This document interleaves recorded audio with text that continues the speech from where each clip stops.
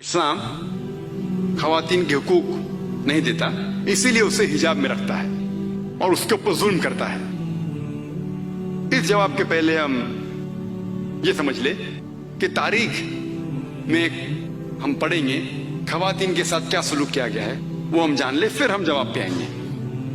अगर आप बेबीलोनियन की तारीख पढ़ेंगे, हिस्ट्री ऑफ बेबीलोनियन सिविलाइजेशन, उसमें ये लिखा है कि जब भी कोई मर्द कत्ल करता था उसको सजा मिलने के बदले उसकी बीवी को सजा मिलती थी।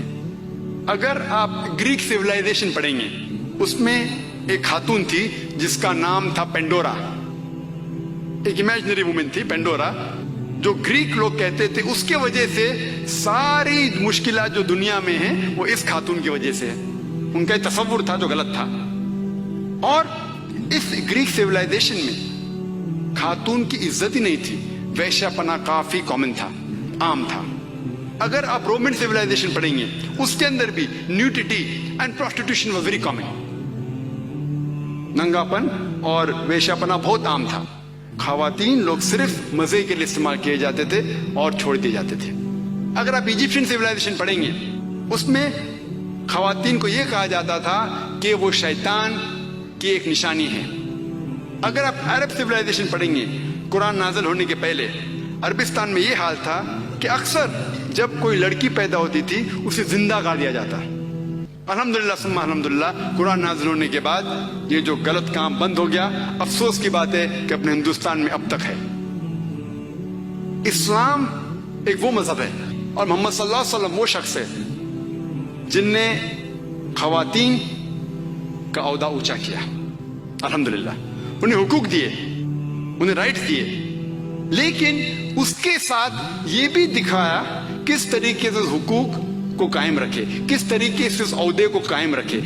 एक होता है कि कहना क्या करना, और किस तरीके से उसको कायम रखना वो भी बहुत जरूरी है।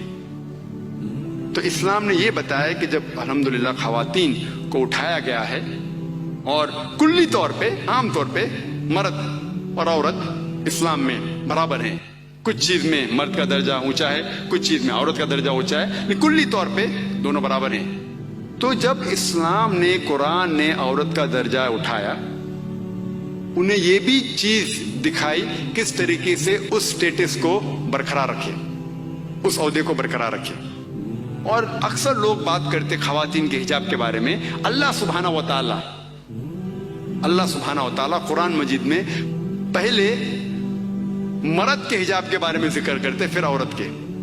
अल्लाह ताला फरमाते सूरह नूर में, सूरह नंबर 24 आयत नंबर 30 में कि ए मोमिन मर्द, ए मोमिन, जब भी आप किसी खवातीन को देखेंगे तो नजर नीचे करो।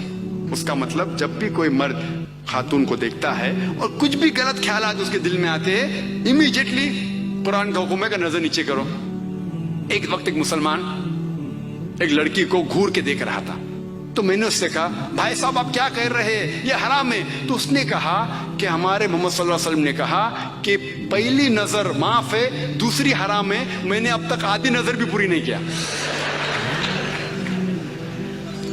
तो मोहम्मद सल्लल्लाहु अलैहि वसल्लम हदीस में फरमाते हैं कि पहली नजर माफ है, दूसरी हराम है। उसके मतलब ये नहीं कि अब 10 मिनट तक के लड़की को घूरते रहो बिना पल के झपकाए और कहेंगे कि नजर पूरी नहीं है। मोहम्मद सल्लल्लाहु अलैहि वसल्लम कहना यह था कि अगर आप अनजाने में कोई खातून को देख लेते हैं, लड़की को देख लेते हैं, तो जानबूझ के उसके तरफ फिर से मत देखो, उसके खूबसूरती को देखने के लिए जानबूझ के वापस से मत देखो।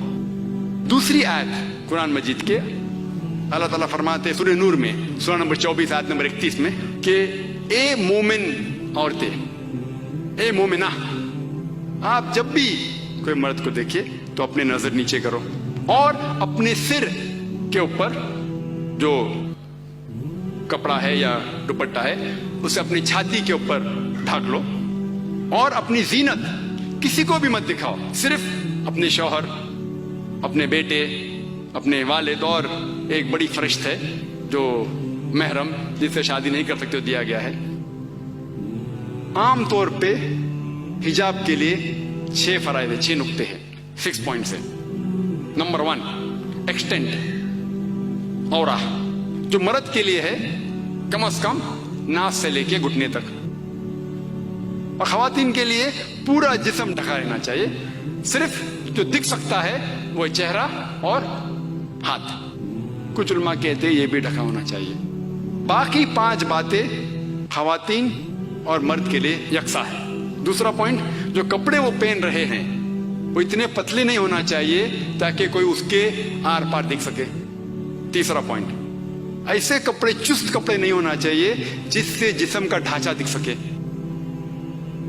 چوتھا پوائنٹ، کپڑے اتنے بھڑکیلے نہیں ہونا چاہیے کہ دوسرے جنس کو متاثر کرے. پانچواں پوائنٹ، کپڑے غیر جنس کے، عورت مرد کے کپڑے نہ پہنے اور مرد عورت کے کپڑے نہ پہنے. اور چھٹا کہ کوئی غیر مسلم کے کپڑے نہ پہنے جو اس کی نشانی ہے.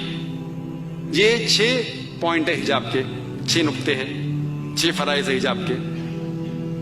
اور اللہ سبحانہ وتعالیٰ فرماتے سورہ احزاب میں، سورہ نمبر 33 آیت نمبر 59 میں، یا نبی کہہ دو اپنے بیٹیوں سے، اپنے بیویوں سے اور مومنہ سے، مومن خواتین سے، کہ جب بھی وہ باہر جائے تو جلباب پہنے، اپنے آپ پہ اوڑھ لے جلباب، تاکہ لوگ انہیں پہچان سکے اور انہیں پریشان نہ کرے. People will not molest them، کہ لوگ انہیں پہچانے اور ان کی عزت سے نہ کھیلے. مثال کے طور پہ اگر دلی کے سڑک پہ مثال کے طور پہ 2 جڑواں بہن جو بہت خوبصورت ہے، ہو بہو خوبصورت ہے، بہت خوبصورت ہے، 2 جڑواں بہن چل رہے ہیں دلی کے سڑک پہ.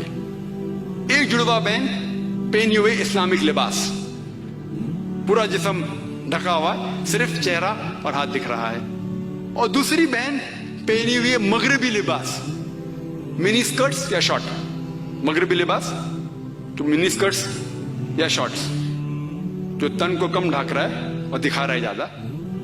اور دونوں جڑواں بہن اگر دلی کے سڑک کناٹ پلیس اگر وہاں چل رہے ہیں اور سڑک کے کونے پہ، کنارے پہ ایک لفنگا ٹھہرا ہوا ہے لڑکی کو چھیڑنے کے لیے، میرا یہ سوال ہے کہ وہ لفنگا کس کو چھیڑے گا؟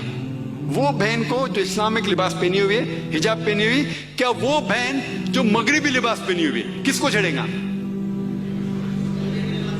جو مغربی لباس پہنا ہوا ہے. قرآن صحیح کہتا ہے کہ حجاب خواتین کو محفوظ رکھتا ہے اور عزت برقرار رکھتا ہے.